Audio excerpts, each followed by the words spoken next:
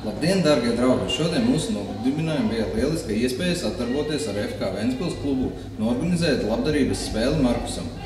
Mūsu sadarbības partneri atbalsta centra Cimdiņš uzsāka palīdzību Markusam uzrunājot mūsu sirdis un saprotot to, ka vajadzēs daudz lielāku organizāciju palīdzību, jo laika nav daudz, mēs kopīgiem spēkiem ar FK Ventspils klubu palīdzējām Markusa mammai nokļūt tuvāk mērķim.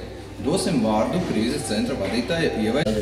Atbalsta centrs Cimdiņš bērniem ar īpašām vajadzībām un ģimenēs grib pateikt ļoti lielu paldies apvienotāju Latvijai par to, ka jūs atbalstat mūsu bērnus.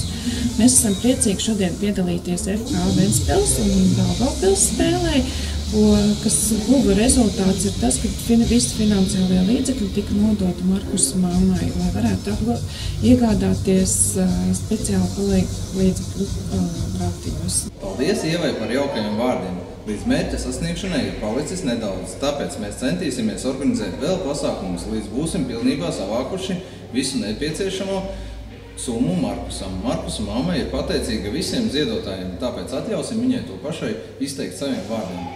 Es ļoti sirsnīgi vēlos pateikties visiem par to, ka ir šodien notikusi futbola spēle, lai savāktu līdzekļus Markusam Bērziņam, lai mēs varētu iegādāties specializētos ratus bērnam, lai viņš tiktu laukā pastaigās.